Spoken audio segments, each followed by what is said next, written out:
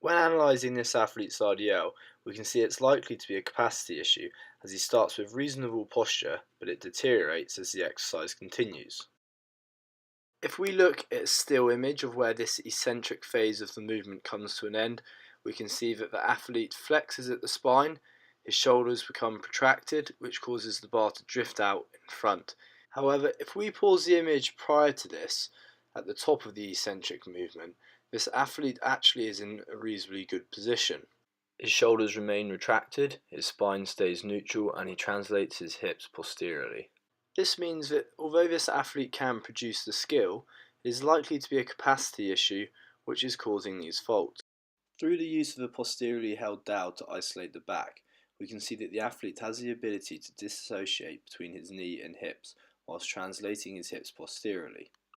Now, through the use of an anteriorly held dowel, this athlete shows continued ability to translate his hips posteriorly whilst dissociating his knee, hip and back. Due to reasonably good motor control, I now believe this to be a capacity issue, and so I test the athlete on a prone hold.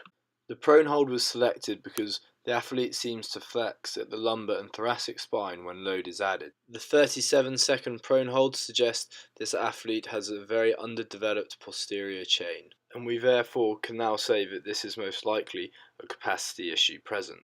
We must therefore correct this capacity issue and ensure that the athlete is able to produce the correct amount of force throughout the movement. We achieve this through GHR prone holds and back raises. We then return to a light load to see if the athlete was able to reproduce the motor control and have the capacities to produce it with reasonably good technique. With no flexion occurring at the thoracic or lumbar spine, this suggests that the athlete has overcome their posterior chain capacity issue. Finally, returning to a fully loaded bar, the athlete is again able to maintain the correct technique without flexing through the lumbar and thoracic spine. We can therefore conclude that this was not a motor control issue, but instead it was a capacity issue at the lumbar and thoracic spine. When analysing this athlete's RDL, we suspect it to be a skill issue. Although his hips do posteriorly translate slightly, there's excessive amounts of knee flexion going on for an RDL. His torso also tries to remain quite upright. If we pause this movement at the bottom of the eccentric phase, we can see the two angles associated with dorsiflexion at the ankle, being 68.2 degrees, which is shown in the purple, and in the red, which is flexion associated at the knee, being 87.7 degrees. Through the use of a posteriorly held dowel, we can analyse this athlete's ability to disassociate his hip and his knee. This paused image at the bottom of the eccentric phase of this movement shows a clear lack of ability to dissociate between the hips and the knees, as there is large knee flexion occurring. The anterior knee translation is then again highlighted through the use of an anteriorly held dowel, and then again in the rack held squat test, as we see excessive amounts of anterior knee translation and a lack of disassociation between the knee and the hips. This lack of motor control, combined with the fact that the athlete is able to produce a reasonable Nordic curl, suggests that it is in fact a skill issue and not a strength capacity issue. Through the use of a posteriorly held dowel, we develop this motor control and the ability to dissociate between the hips and the knees. This banded RDL assists the posterior hip translation of the athlete, whilst also providing resistance on the concentric phase. As the athlete developed better motor control, we progressed the exercise by moving on to an anteriorly held dowel RDL. Although it still looks clear that the athlete is struggling to develop this motor control, when we go to a paused image we can see that he is in fact in a far better position. This improved motor control can be seen here as the athlete practices his hip-knee dissociation through the use of a rack-held squat. Finally, when returning to a loaded RDL, we can see that this athlete's technique is much improved, although there are still work-ons to be made. If we pause this movement at the bottom of the eccentric phase, we can see that the angles associated with the knee and the ankle are much improved.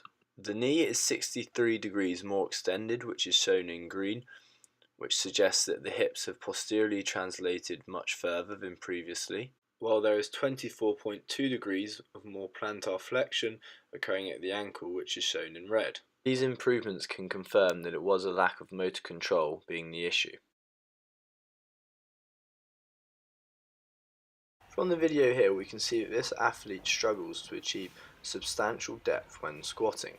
We can also notice excessive pronation occurring at the left ankle, which is potentially why the athlete leans slightly to the left. The side-on view also shows that the athlete struggles to maintain stability and so flexes at the hips to allow his centre of mass to stay over his base of support.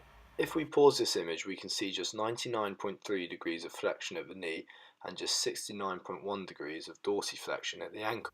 Through the use of a rack hold squat, we can see that the athlete's hip mobility is reasonable despite some small amount of tucking present. Through the use of a weight-bearing lunge test, we then analysed dorsiflexion range at the ankle. Left had limited range as he lacked the capacity for his foot to go beyond his toe, possibly highlighting some myofascial restrictions at the gastrocnemius, soleus, and plantar flexors. His right, however, had good range with the ability to anteriorly translate his knee beyond his toe. Through the use of a heel raise squat test, we can see that this athlete is able to achieve a greater depth whilst maintaining a neutral spine with limited tucking present.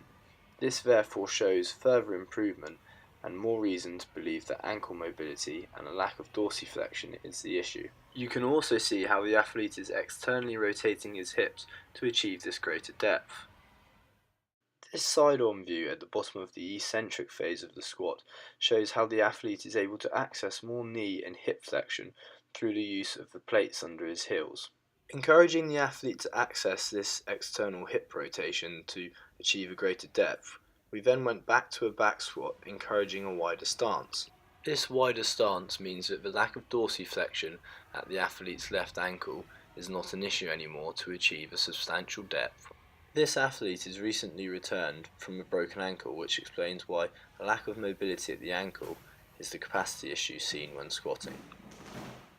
Despite the increased range and depth shown, the athlete still can't reach a substantial depth due to the fact that he has a lack of stability because he can't passively produce the mobility in the first place.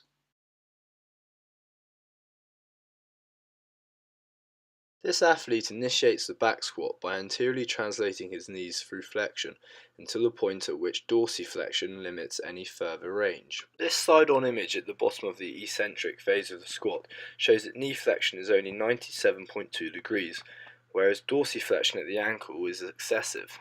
This would most likely be the case due to the athlete not having the motor control to perform the movement, and so is trying to maintain their centre of mass directly over their base of support. We then test the athlete's dorsiflexion through the use of a weight-bearing lunge test, and as expected from the athlete's squat, both ankles have the ability to translate their knees anteriorly beyond their toes. As dorsiflexion is not an issue for this athlete, we then test his hip mobility via a rack hold squat test, and although his hip mobility is reasonable, there's still room to work on.